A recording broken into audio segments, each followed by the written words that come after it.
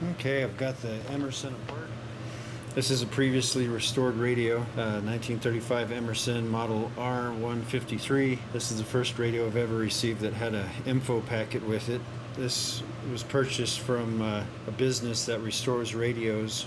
I'm not sure when, but anyway, I'm going to keep the guy's information concealed, but it is very nice to not have to search for the diagrams. So I'm just going to check it over, pull the tubes in order to remove the chassis. They hit the speaker. So this was recapped, but I don't know how long ago that it was. I do see an original cap still in there.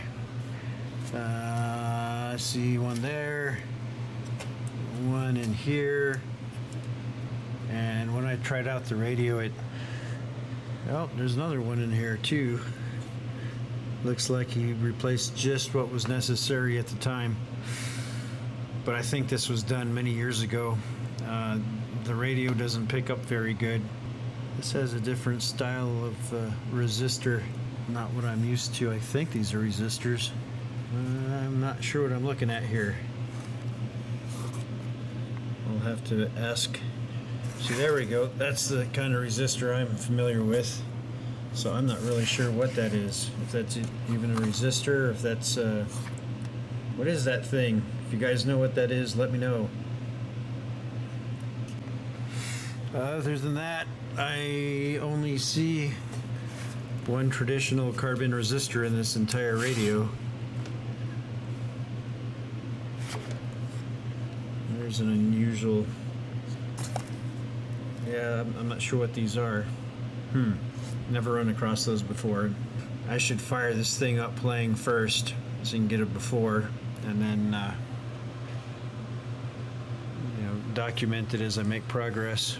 As like I said, I was disappointed in the way this radio received.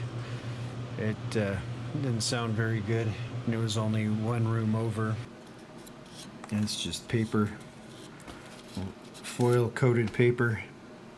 The speaker looks pretty substantial. I'll replace this. I guess I just bend those tabs and that should pop out.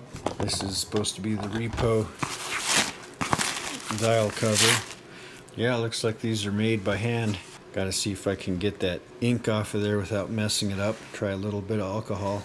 Alright, the ink marks came right off with denatured alcohol. It didn't seem to do any damage. Okay, got the lens replaced. It was a lot harder than I thought. I didn't have the correct tools. It comes with these little metal inserts. Had to be creative. There we go. There, much better. Now I'm going to go ahead and work on the electrics and see if I can get that to run better. So I was going over this unit looking at some of the capacitors that were still left in it. This was a previously restored, or I guess repaired, radio. It came from a place that specializes in selling restored radios, I suppose. I'm not gonna disclose the company, but came with a nice little booklet and instructions how to unpack it and what the customer should expect. The radio didn't play that good, but it wasn't really the radio's fault. I believe it's a external internal antenna selector is the best I can think of, because this is the way it was. But if you look to the inside here, this wire's been, if it had an internal antenna, it's long gone. So this doesn't go to anything. And so this doesn't do anything. If you turn it, I'm going to assume that this is the external antenna hookup. I'm not really sure what this is for. So this must be the external ground. And if I follow it, goes through, goes to this socket, and then the wire goes here and ends up going to chassis. So ground, external antenna, internal antenna no longer exists. I think I'm going to go ahead and write on the case with the marker what this is, so the next person that gets it won't think the radio's messed up.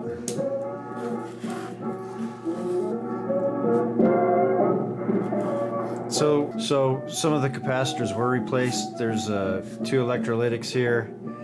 Then they put a film capacitor there.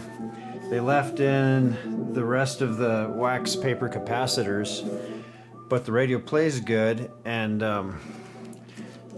keep in mind, I am fairly new at this. This is, after all, the rookie radio channel, so I'm still learning. So my understanding is that the purpose of a capacitor is to block direct current. So I decided to go ahead and check both sides of the capacitors and see what I got on the meter. So in theory, if the capacitor was no good, well, not only would the radio not play this good, but I should be reading DC volts on both sides of the capacitor, not just one. So that was my best guess. So there's negative 4.5 volts on this side of the capacitor. The other side's going to be no voltage, so I'm going to call that capacitor good, just like the quote-unquote professional repairman did. And then here's the next capacitor, 0 volts DC, negative 5 and some change on that side, and again, no DC coming through, so we'll call that good. Negative 5 and some change. 0 there. Yep, negative 5 there. So anyway, I'm just gonna do as the previous repairman did, call those good. I did replace one. This was just for the tone control, because when I checked it, I had over 100 volts DC on one side, and I had about 38 volts on the other side of it, so it's definitely leaking through. So I just replaced it with that. And also, when you activated the control, you really couldn't tell much difference on the tone. Now it really has an effect. Okay, I've got this all labeled for the next owner. External antenna, here's the antenna wire, external ground. Can't make it much simpler than that. I have it all back together. I'm gonna turn it around and give it its final play. Has a hell of a nice cabinet. This came out real nice too. It was my first dial cover replacement. It had these strange little fasteners that take a special tool. I think they're called eyelets.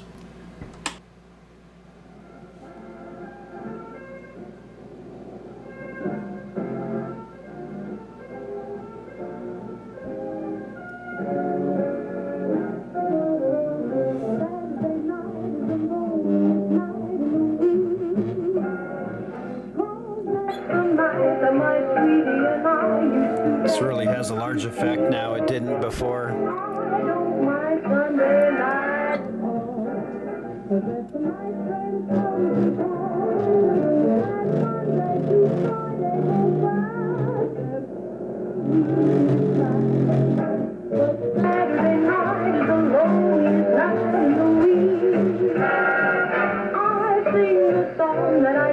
For the memories I usually see, until I hear you at the door, until you're in my arms.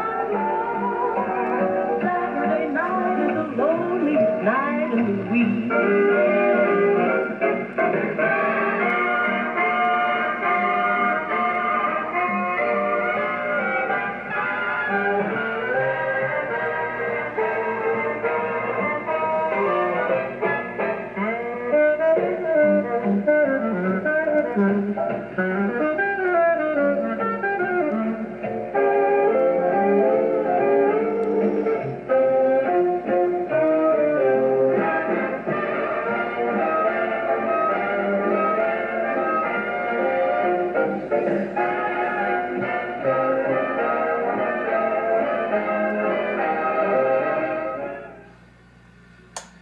All right, I'm satisfied with that one. On to the next one.